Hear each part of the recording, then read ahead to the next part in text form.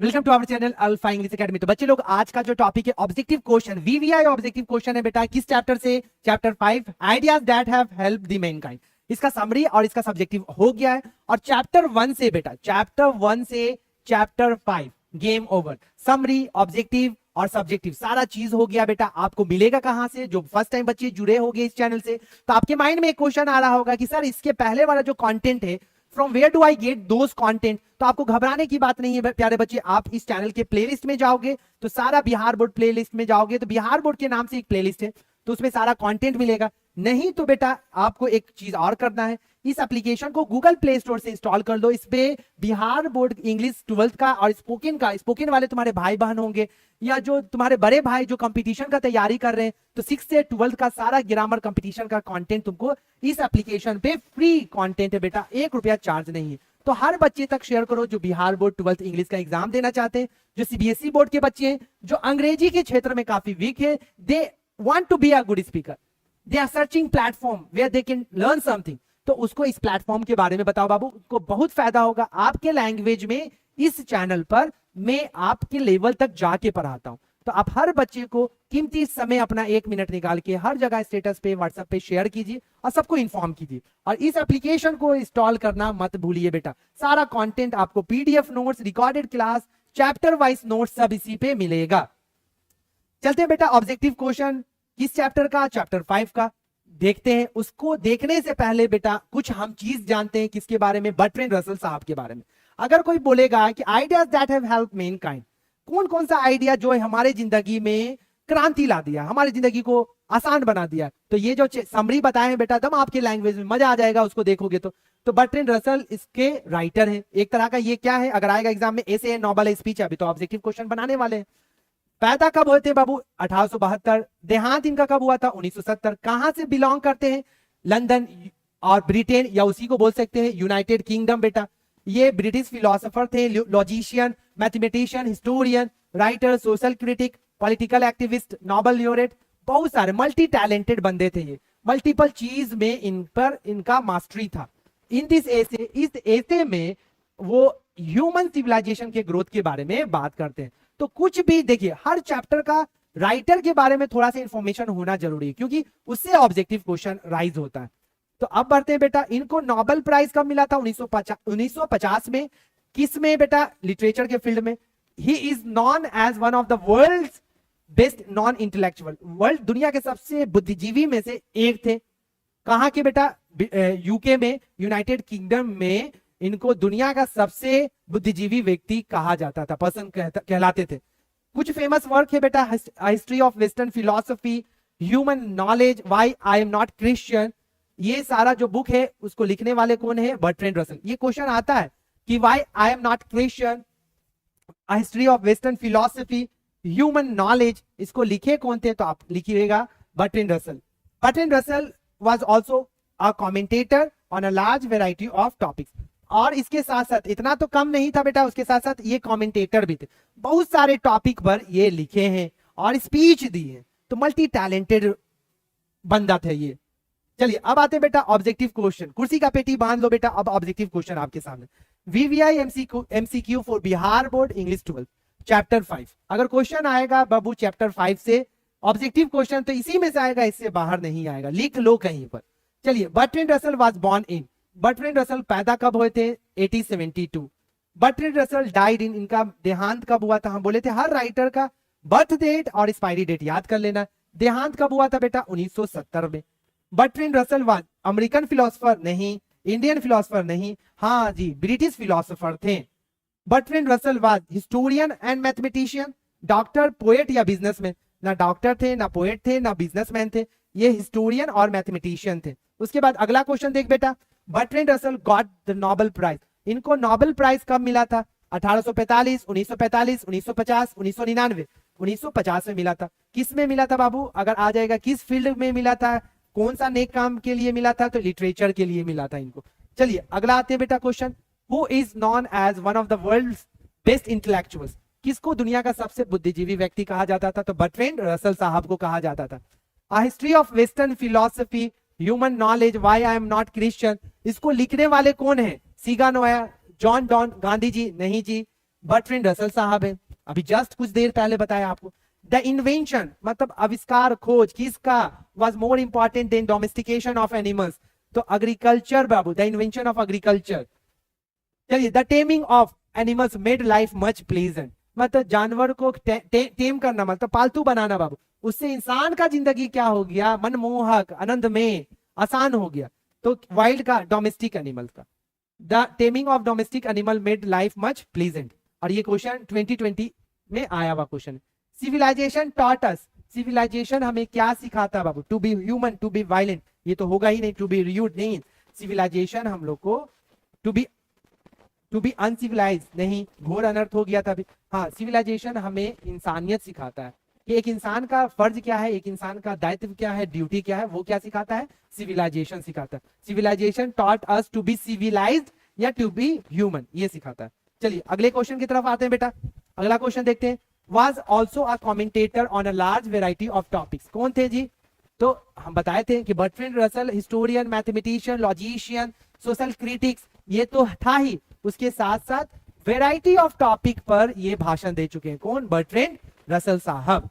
Bertrand Russell was philosopher and उसके साथ साथ क्या थे, हिस्टोरियन भी थे, राइटर भी थे, पॉलिटिशियन भी थे, तीनों चीज थे। तो सर ऑल ऑफ दिस होगा guruji. Who got the Nobel prize in 1950, किसको नोबेल प्राइज मिला था 1950 में, तो बर्ट्रैंड रसल साहब को नोबेल प्राइज मिला था लिटरेचर के लिए। चलिए, in how many type has Russell divided the idea, idea को, सोच को रसल साहब कितने भागों में डिवाइड किया, तो 2 भाग में बेटा। चलिए अब आते हैं बेटा, ये सारा क्वेश्चन अच्छे से ध्यान से देखिएगा, सारा VVI question examination point of view के regarding. The 2 kinds ideas which contributed the mankind were knowledge and techniques and moral and values, moral and politics, moral and inventions या moral and wisdom। तो moral and politics ये first क्या था, first बेटा knowledge और techniques था, मतलब technology था। और दूसरा कौन सा आइडिया जिसको बर्ट्रैंड रसल बोल रहे हैं काफी इंपॉर्टेंट है, वो क्या था बेटा, मोरल और politics. Who gave the theory of evolution, ये भी क्वेश्चन आता है। चार्ल्स डार्विन, ये क्या दिए थे, थ्योरी ऑफ इवोल्यूशन के बारे में बताए थे। Civilisation has taught us to be more, civilisation क्या हमें सिखाता है, कॉर्डियली, नोबल, फ्रेंडली या ब्रदरली। तो फ्रेंडली, सिविलाइजेशन हमको दोस्ताना मिजाज सिखाता है कि कैसे बड़ों से छोटों से बात करना चाहिए, ये सारा चीज कौन सिखाता है बेटा, सिविलाइजेशन हमें सिखाता है। We are able to get variety of enjoyment due to our intelligence, our riches, our physical strength या डन। ऑब्वियसली बेटा, ये बुद्धि और विवेक के कारण हम अपने लाइफ को सही ढंग से जी रहे हैं, नया नया खोज कर रहे हैं। तो रीजन क्या है बेटा, हमारे जो भगवान जी ने सॉफ्टवेयर दिया है, बुद्धि जो विवेक दिया, उसका हम लोग सही जगह पर इस्तेमाल कर रहे हैं। और अगर कोई नहीं कर रहा है, इट मींस ही और she is doing, they are doing crime. आपको जब सॉफ्टवेयर मिला है, किसी चीज का आपको पावर मिला है, तो उस पावर का मिसयूज कभी मत कीजिए। ऊपर वाले मिसयूज करते हैं, सबको इक्वली ट्रीट करते हैं। तो हमें भी अगर कोई पावर मिलता है या कोई पोस्ट मिलता है, तो उस पोस्ट, उस पावर, उस रिस्पॉन्सिबिलिटी का सही रास्ते, मतलब सही ढंग से यूटिलाइज करना चाहिए हमें, तभी हम इंसान कहलाएंगे। नहीं तो इंसान और जानवर में फर्क कहां रह गया बेटा। फिर we are more friendly with in the herd, हम लोग कहां पर ज्यादा कंफर्टेबल फील करते हैं, अपने कम्युनिटी में, अपने कबीला में रहना पसंद करते हैं। एवरीवेयर नहीं, नोवेयर नहीं, आउटसाइड द हर्ड मतलब अपने झुंड से बाहर नहीं, विथ इन द हर्ड अपने झुंड में रहना सब कोई पसंद करता है। आफ्टर लैंग्वेज, लैंग्वेज के बाद द सेकंड, दूसरा सबसे इंपॉर्टेंट चीज जो इंसान की जिंदगी को आसान बना दिया, gold, silver, fire, none. Fire बाबू, आग। आग का यूज कब करते थे, पहले प्रोटेक्शन के लिए, जंगली जानवर से लड़ने के लिए, अंधेरा को खत्म करने के लिए, रात हो जाता था, अंधेरा हो जाता था, उसके लिए, अंधेरे को खत्म करने के लिए। धीरे धीरे इंसान का विवेक बुद्धि काम करने लगा, तो अब इसको, इससे फायर का यूज करने लगे खाना पकाने के लिए। तो चलिए, फायर दूसरा सबसे इंपॉर्टेंट इन्वेंशन था जो इंसान की जिंदगी को काफी आसान बनाया था। The taming of domestic animals made life harmful, नहीं बेटा, फियरफुल, भयानक थोड़ी, प्लीजेंट। क्या मतलब, डोमेस्टिक जानवर को टेमिंग करना, पालतू बनाना, उससे बहुत सारा अपना काम लेना। देखोगे गांव देहात में किसान लोग बैल से, गाय से बहुत सारा काम लेते हैं बेटा, प्लीजेंट, उससे लाइफ क्या हो गया हमारा, काफी प्लीजेंट हो गया। In the last step was never taken, China में कभी भी लास्ट स्टेप कभी नहीं लिया गया। चलिए अगला क्वेश्चन बेटा, चलिए यहां पर 1 to 22 ये 1 to 22 जो क्वेश्चन था ऑब्जेक्टिव चैप्टर का वो बता दिया गया, उसको अच्छे से आप देखिएगा। अगर लाइन एक्सप्लेनेशन आता है, हर चैप्टर से लाइन एक्सप्लेनेशन आता है, बुक के बीच से उठाएगा। अगर दो इंपॉर्टेंट लाइन एक्सप्लेनेशन है बेटा, ध्यान से देखिएगा। The taming of domestic animal more secure, ये लाइन देखी के लग गया होगा कि अरे टेमिंग एनिमल जानवर की बात हो रही है, तो ideas that have helped the Mankind, और उसके राइटर बर्ट्रैंड रसल। हम बताए थे कोई भी समरी रहेगा ना तो लाइन देख के समझ जाओगे कि कैसे वो जो लाइन है वो कौन से प्रोज का लिया गया।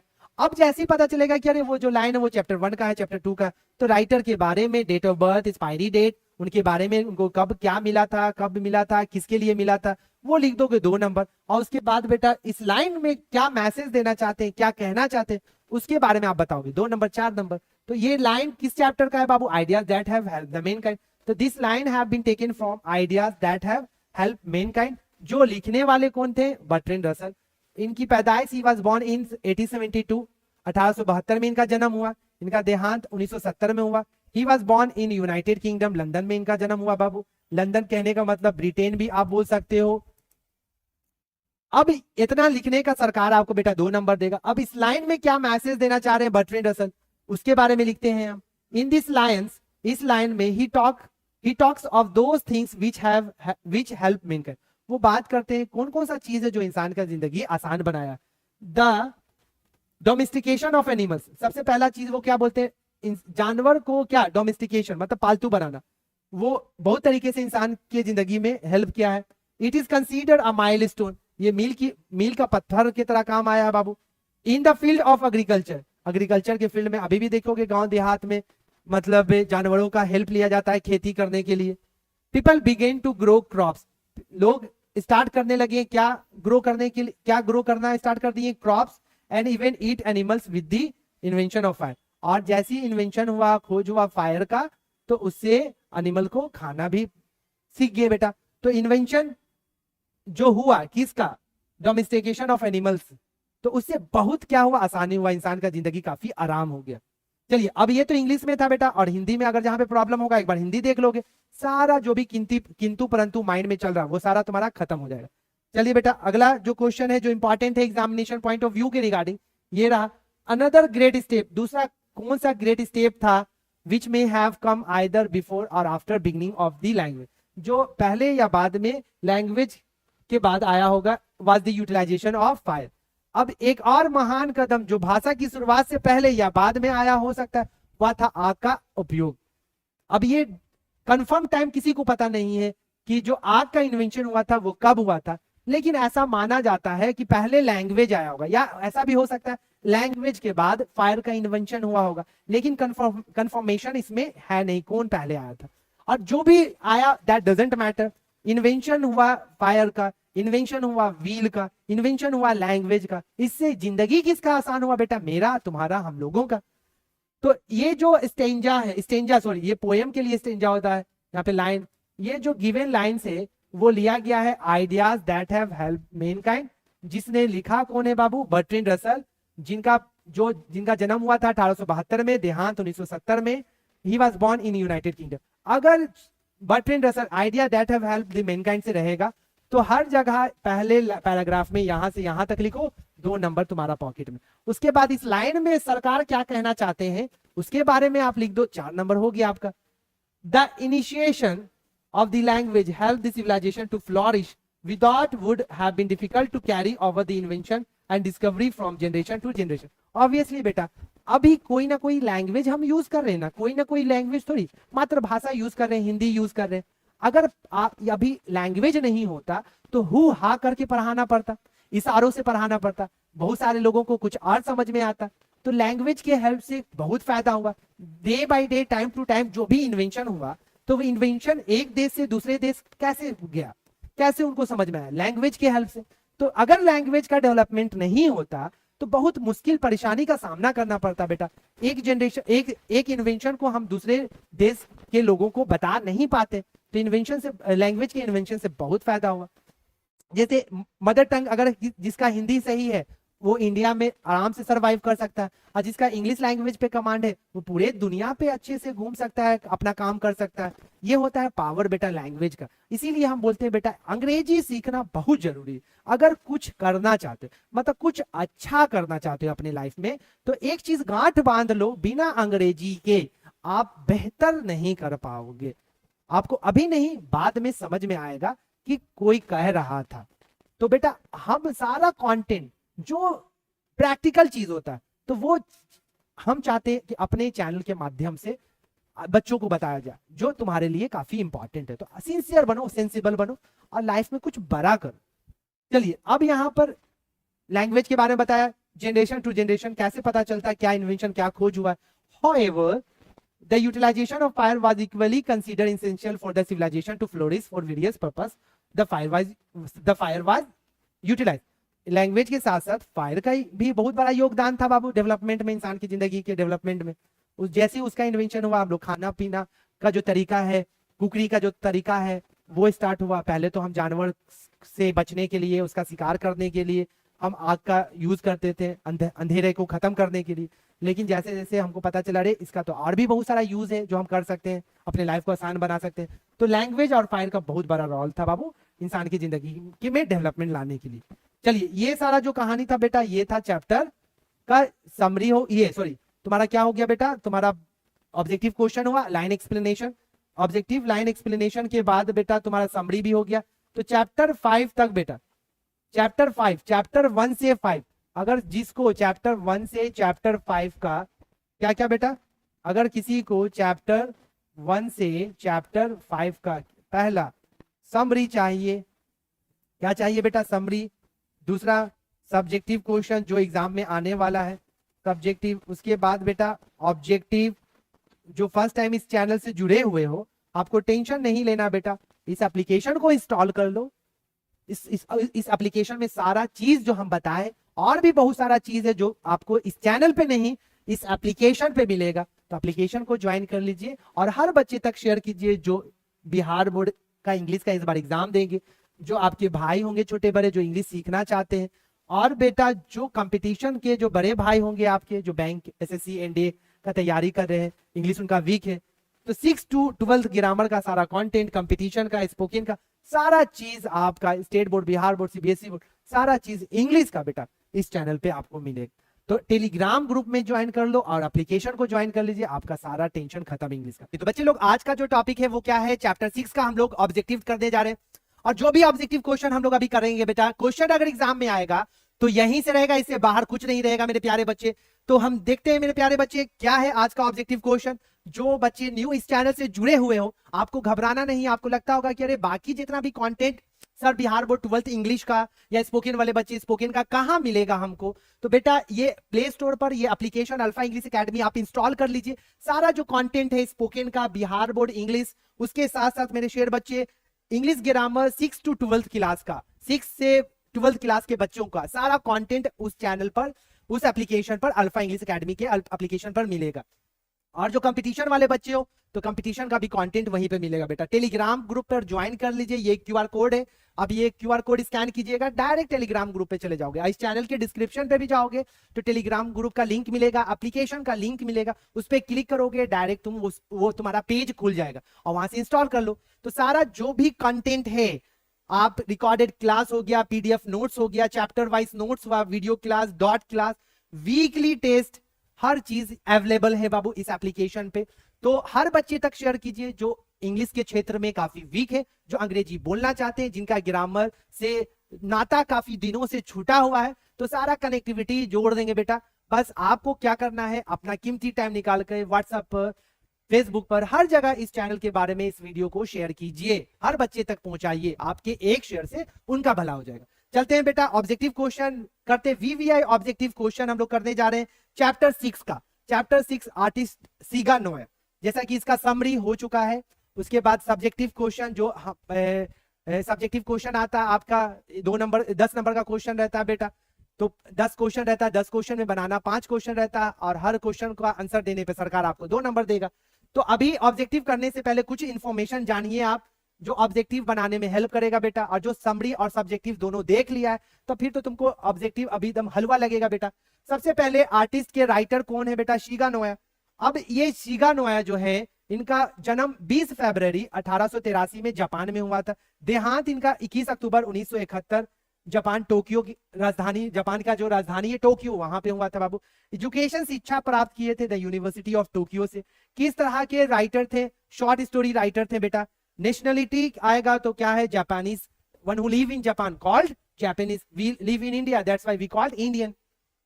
इनको अवार्डेड मिला था, मतलब सम्मानित किया गया था। कौन सा अवार्ड था बेटा? The order of culture.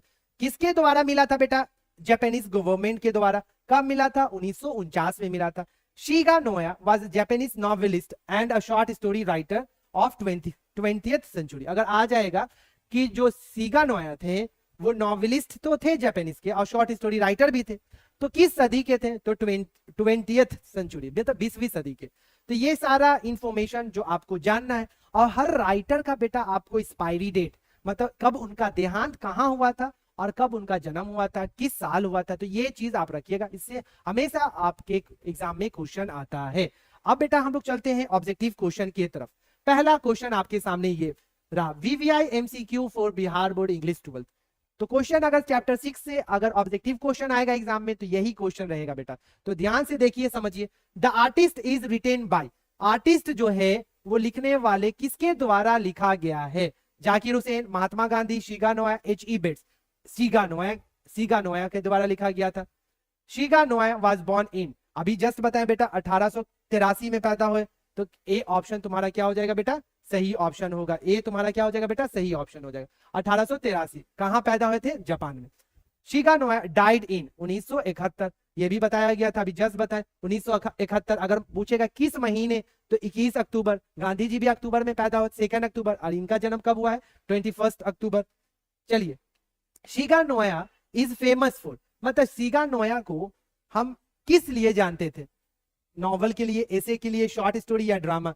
Drama भी नहीं, एसे भी नहीं, नॉवल भी नहीं बेटा, शॉर्ट स्टोरी के नाम से इन्हें जाना जाता था। फेमस किसके लिए थे? शॉर्ट स्टोरी के लिए। Shiga Noah is a writer of 21, 21, 20, 90, 70। तो ये 20th सेंचुरी के राइटर थे।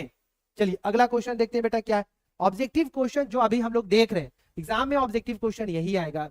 जो एग्जाम में क्वेश्चन बार बार रिपीट हुआ है, जो इस बार आने का पॉसिबिलिटी है, सारा क्वेश्चन यहां पर है बेटा।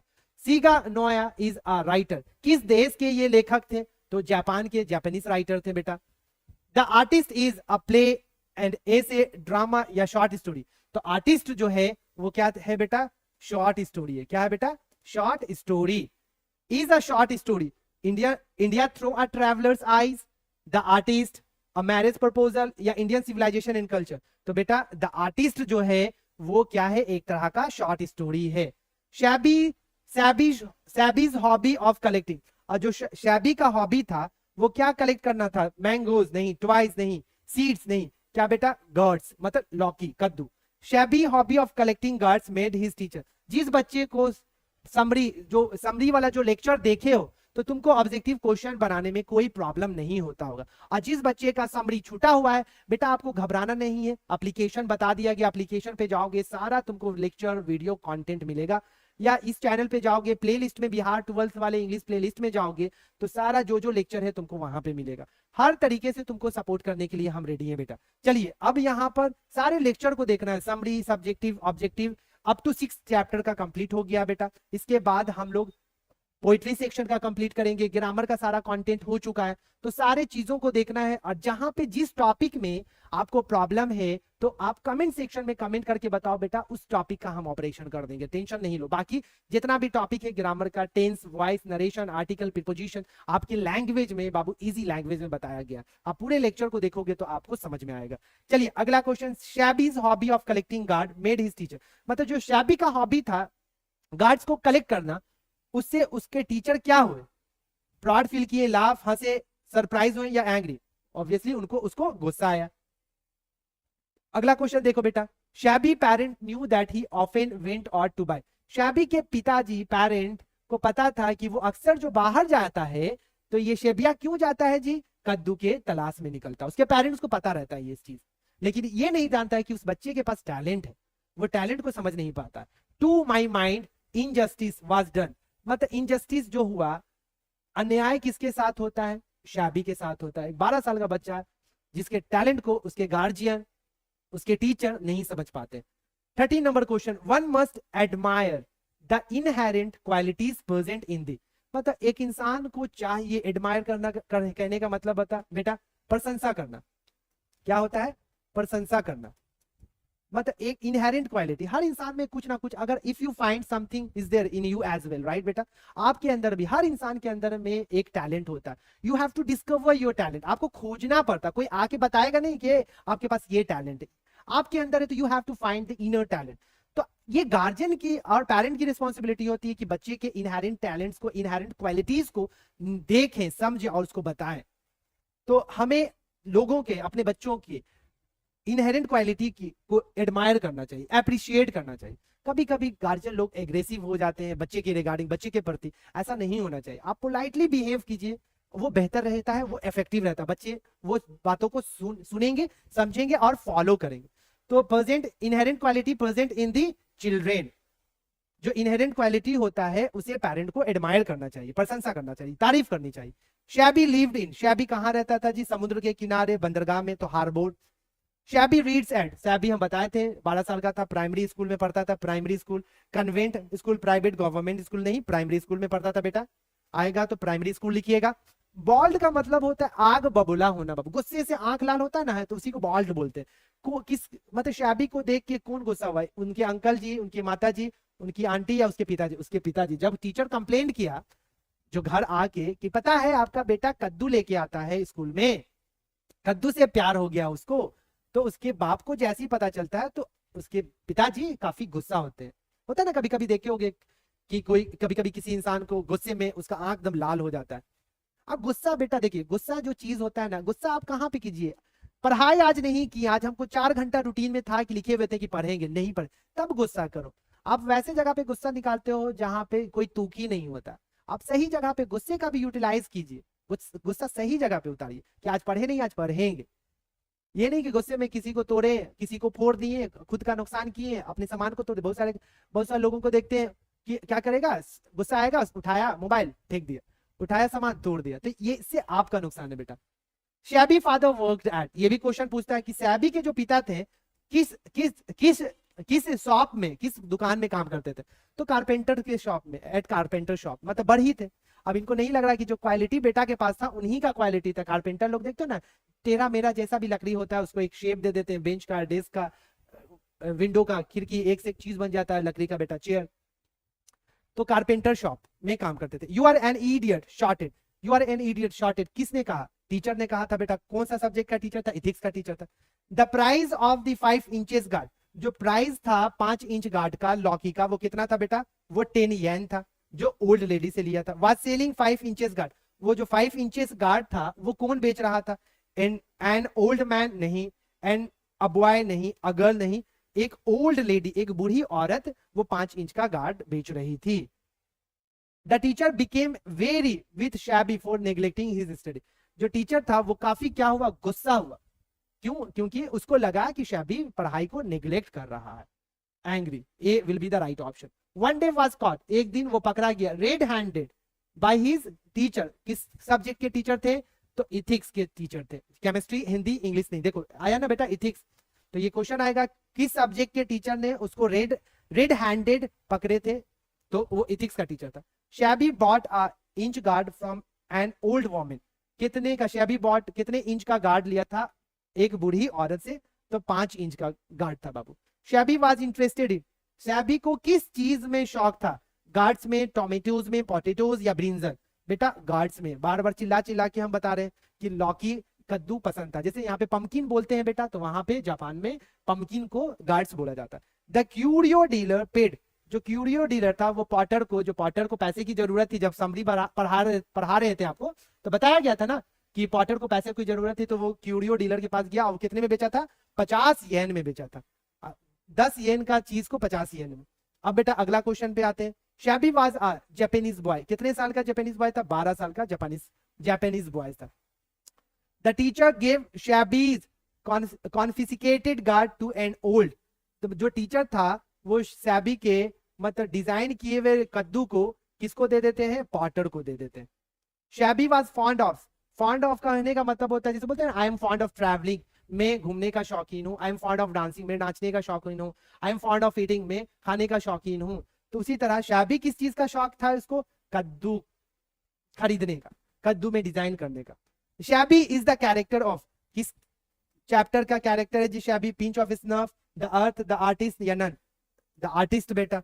Seibei's father wanted his son, Seibei के पिताजी चाहते थे कि उनका बेटा पॉलिटिशियन बने, किसान बने या लर्नेड पर्सन, विद्वान इंसान व्यक्ति बने। तो ऑब्वियसली वो क्या चाहते थे कि लर्नेड पर्सन, विद्वान व्यक्ति बने। ऑब्वियसली बेटा वो तो उसके पास तो टैलेंट था, आप ही ना एज अ पेरेंट उसके टैलेंट को समझे नहीं। चलिए, तो ये जितना भी बेटा क्वेश्चन था ये सारा इंपॉर्टेंट ऑब्जेक्टिव क्वेश्चन था जो इस बार आपके एग्जाम में आ सकता है। तो फाइनली बेटा आप इस एप्लीकेशन को, जो न्यू बच्चे हो आप इस एप्लीकेशन को इंस्टॉल कर लो, अल्फा इंग्लिश एकेडमी एप्लीकेशन को आप इंस्टॉल कर लीजिए।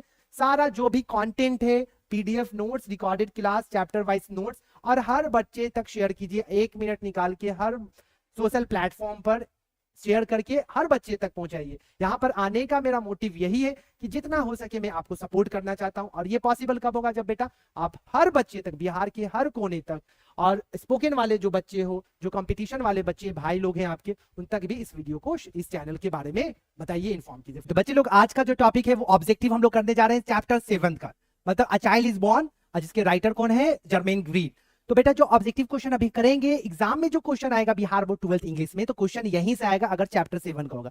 इससे पहले चैप्टर 1 से 6 तक सब्जेक्टिव, ऑब्जेक्टिव और समरी हो चुका है आपके लैंग्वेज में। अगर चाहिए बेटा उसका नोट्स, अगर recorded class, video class, chapter wise notes और हर चैप्टर का वीकली टेस्ट बेटा, तो आप इस एप्लीकेशन को इंस्टॉल कर लो गूगल प्ले स्टोर पर, और हर बच्चे को शेयर करो जो इस बार बिहार बोर्ड 12th इंग्लिश का एग्जाम दे रहे हैं 2025 में, और जो अंग्रेजी के क्षेत्र में काफी वीक है तुम्हारे छोटे भाई बहन, तो स्पोकन का भी कंटेंट यहाँ पर मिलेगा। इसके साथ साथ मेरे शेयर बच्चे इंग्लिश ग्रामर 6 क्लास से 12th क्लास का कंटेंट उस एप्लीकेशन पे आपको मिलेगा।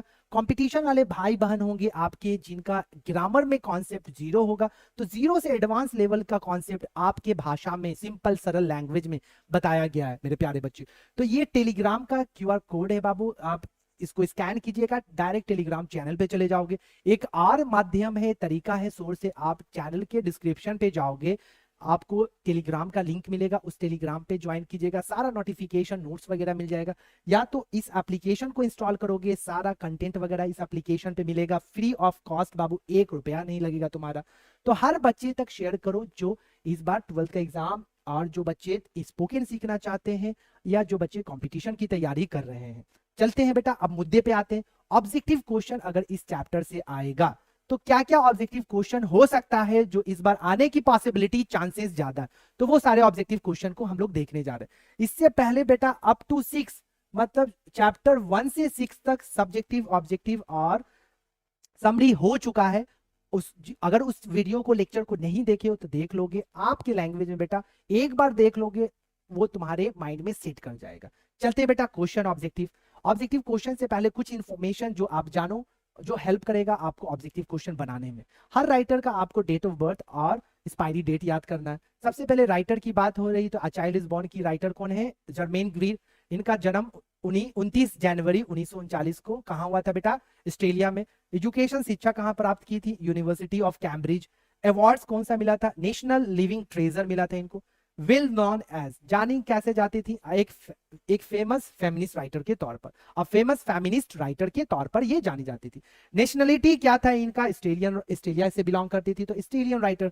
और कुछ फेमस वर्क जैसे sex and destiny, politics of human fertility और द चेंज, ये सारा फेमस वर्क है जो लिखने वाली कौन है, जर्मेन ग्रीन। और जो ये चाइल्ड इज बॉर्न था बेटा, अगर आएगा एग्जाम में ये क्या है, तो आप बोलिएगा एसे था। और इस एसे में वो बताती हैं किसके बारे में, she was discussing about peculiarities of, बारीकी बताती हैं कि ईस्ट में, पूरब और पश्चिम में जो चाइल्ड बर्थ का जो मैनेज करने का जो तरीका होता है, और जो पेरेंट और चाइल्ड का जो संबंध होता है वो कैसा होता है, पूर्वी और पश्चिमी देशों में क्या हिसाब है, क्या टुटका होता है। चलिए अब यहां पर बेटा क्वेश्चन पे आते हैं। जर्मेन ग्रीन, और जो समरी था और सब्जेक्टिव था, अ चाइल्ड इज बॉर्न का आपके लैंग्वेज में बता चुके हैं। अब यहाँ पर VVI MCQ for Bihar board English 12। सबसे पहले जर्मेन ग्रीर, जर्मेन ग्रीर के बारे में बेटा, तो Germaine Greer Greer was born in तो 1929 1939, अभी जस्ट बताएं बेटा 1939, अगर महीना पूछेगा तो जनवरी 1939। Germaine Greer was born in, कहां पैदा हुई थी? इंडिया में, अफ्रीका में, चाइना में? नहीं, इंडिया नहीं, अफ्रीका नहीं, चाइना नहीं, कहां बेटा? Australia. The female sex and destiny the change, ये लिखने वाली कौन है? बट बेटा जर्मेन ग्रीर, ये फेमस वर्क था, अभी जस्ट बताए थे कुछ देर पहले। अ child is born is an extract, और जो चाइल्ड इज बॉर्न है, ये जो एक्सट्रैक्ट है वो कहां से लिया गया था? एक उनका बुक था सेक्स एंड डेस्टिनी, उनसे लिया गया था, काफी इंपॉर्टेंट क्वेश्चन है। जर्मेन ग्रीर इज एन, कहां की राइटर थी? ऑस्ट्रेलियन राइटर थी। अगर क्वेश्चन आएगा कि जर्मेन ग्रीर, ऑब्वियसली जो बंदा ऑस्ट्रेलिया में पैदा हुआ तो ऑब्वियसली ऑस्ट्रेलियन राइटर, इंडिया में अगर जो होगा तो इंडियन राइटर, तो Germaine Greer is an Australian writer. अब आते हैं बेटा अगले क्वेश्चन में। Generally a pregnant women is sent to her, मतलब आमतौर पर प्रेग्नेंट वोमेन को हम कहाँ भेजते थे? Her home for childbirth, neighbour, neighbour, village, parents या रिलेटिव। तो हम विलेज में रिलेटिव और नाइबर पड़ोसी थोड़ी खर्चा करेगा बेटा, किसके यहाँ भेजते थे? पेरेंट्स, मतलब लड़की के पेरेंट्स के यहाँ भेज दिया जाता था। और अभी भी ये सिस्टम चलता है। In the husband wife do enjoy more freedom and individuality, मतलब किस देश में, ईस्ट में या वेस्ट में, नॉर्थ में या साउथ में, कहां पर ज्यादा फ्रीडम दिया जाता था मतलब हस्बैंड वाइफ को? तो वेस्ट साइड में। हमारे साइड में बाबू कहाँ दिया जाता है? हस्बैंड वाइफ के बीच में हस्बैंड को बोला जाता है वाइफ वाले हो गए हो तुम, ये हो गया है, वो हो गया, थोड़ा सा भी बेचारा हस्बैंड जो जात होता है कुछ नहीं कर पाता है। मतलब ये मानसिकता है, और ये जो मानसिकता है, लोग जो वैसे सोच वाले हैं, ये दिमागी मरीज लोग होते हैं बेटा, इनको कोई समझा भी नहीं सकता है। वैसा स्कूलिंग उन लोगों का होता है जो आपको बेटा बाद में समझ में आएगा। चलिए यहां पर आते, वेस्ट के जो लोग होते हैं वहां के लोगों को, वहां के लोगों में वाइफ और हस्बैंड को ज्यादा आजादी दिया जाता है।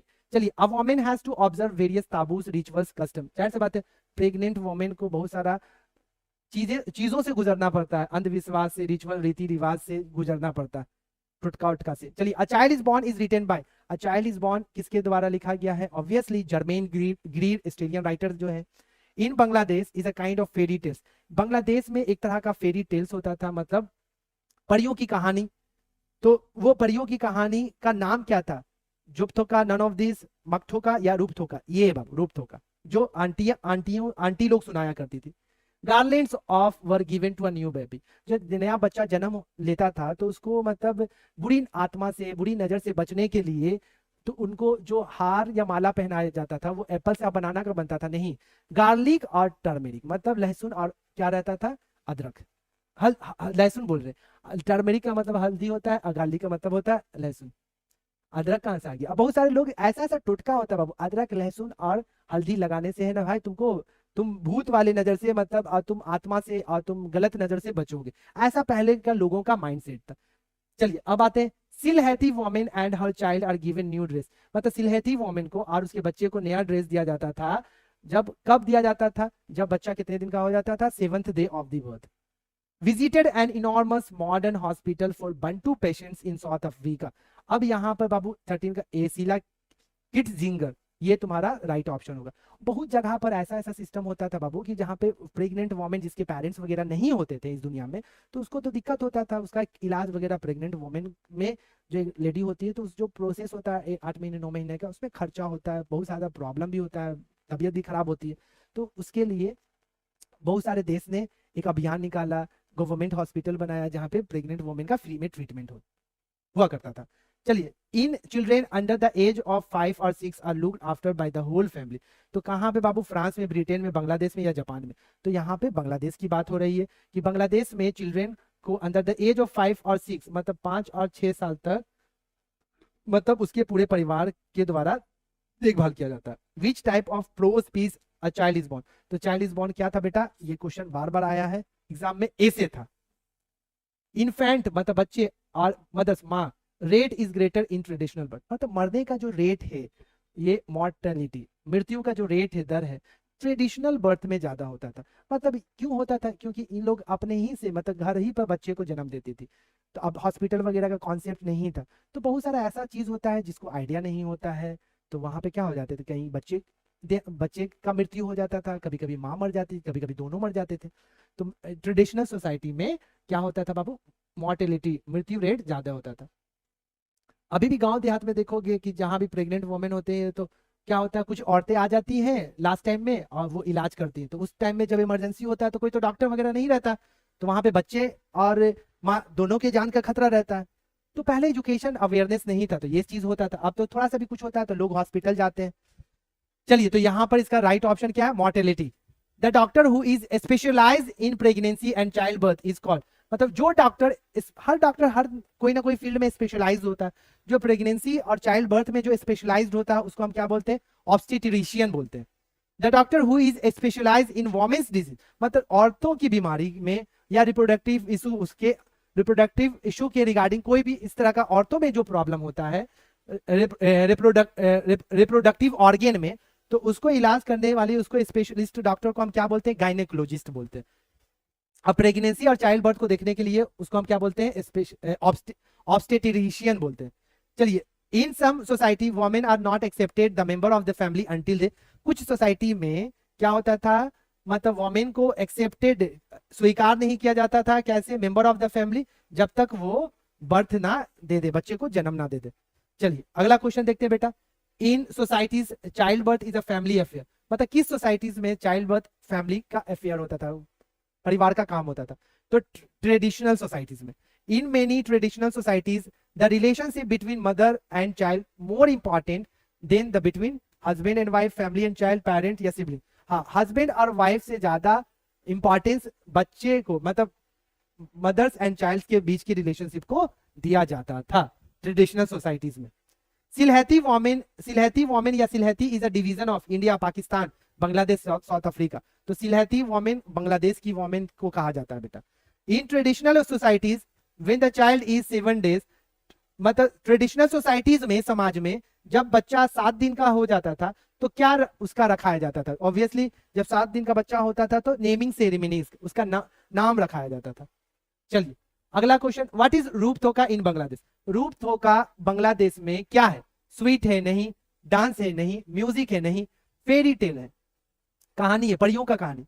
इन societies the whole matter of pregnancy is a celebration, मतलब किस सोसाइटीज में, मतलब जो प्रेगनेंसी का जो टाइम होता था, मैटर होता था, पूरे होल मैटर ऑफ प्रेगनेंसी जो होता था एक तरह का क्या था, सेलिब्रेशन हुआ करता था। तो ट्रेडिशनल सोसाइटी में मतलब जो औरत माँ बन जाती थी, पूरे फैमिली में खुशी की लहर दौड़, पूरे फैमिली में खुशी का लहर, लड़की साइड भी, लड़की साइड में भी हो जाता था। ऑन द, कि नया मेहमान आने वाला बेटा, on the occasion musical programme is given by, मतलब अब ओकेशन में क्या होता था, म्यूजिकल प्रोग्राम दिया जाता था किसके लिए बेटा, वुमेन एंड गर्ल्स के लिए। ड्यूरिंग प्रेगनेंसी, प्रेगनेंसी के दौरान the best place for women is her mother house, उसका जो उसकी माँ का घर होता था प्रेगनेंसी के पीरियड में, वही सबसे बेस्ट प्लेस माना जाता था, क्योंकि वहां पर उसको अच्छे से देखभाल किया जाता था, कोई टेंशन नहीं दिया जाता था। तो ये सारा चीज था बेटा। और देखिए अगला question 28, women had given up going to international conference, कहाँ की वुमेन बेटा, सुदानिस वुमेन। अभी हम जब समरी और सब्जेक्टिव बताए थे तो सुदानिस वुमेन के बारे में जिक्र किए थे। क्यों ये गिव अप, मतलब छोड़ देती थी इंटरनेशनल कॉन्फ्रेंस में जाना, क्योंकि इन लोगों के बारे में, औरतों की समाज के बारे में बात हो रहा है और औरतों के बारे में उनसे राय मशवरा नहीं लिया जा रहा, किसी के बारे में बात हो रहा और उनके बारे में डिस्कस नहीं किया जा रहा, उनसे कोई राय मशवरा नहीं लिया जा रहा और उन्हीं के बारे में बात हो रहा, तो किसी को भी बुरा लगेगा। इसीलिए सुदानिस वुमेन कॉन्फ्रेंस, इंटरनेशनल कॉन्फ्रेंस नहीं जाती थी, क्योंकि उनके बारे में बात किया जा रहा है और उनसे राय नहीं लिया जा रहा कि क्या बताना चाहिए।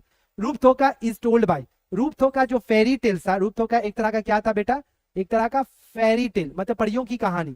तो ये माँ सुनाती थी, आंट या बहन या ग्रैंड मदर, मतलब नानी दादी, तो आंट सुनाया करती थी। तो ये सारा जो भी 29 ऑब्जेक्टिव क्वेश्चन है, ये 29 objective question a child is born का important, a child is born का वीवीआई एमसीक्यू क्वेश्चन। अगर क्वेश्चन आएगा आपके एग्जाम में तो इसी से आएगा बेटा, इसको अच्छे से याद कर लीजिए, रिवीजन कीजिए और जितना भी हो सके इस वीडियो को मेरे प्यारे बच्चे शेयर कीजिए, हर बच्चे तक पहुंचाइए जो इस बार बिहार बोर्ड का एग्जाम दे रहे हैं। Finally bye, take care, have a good day.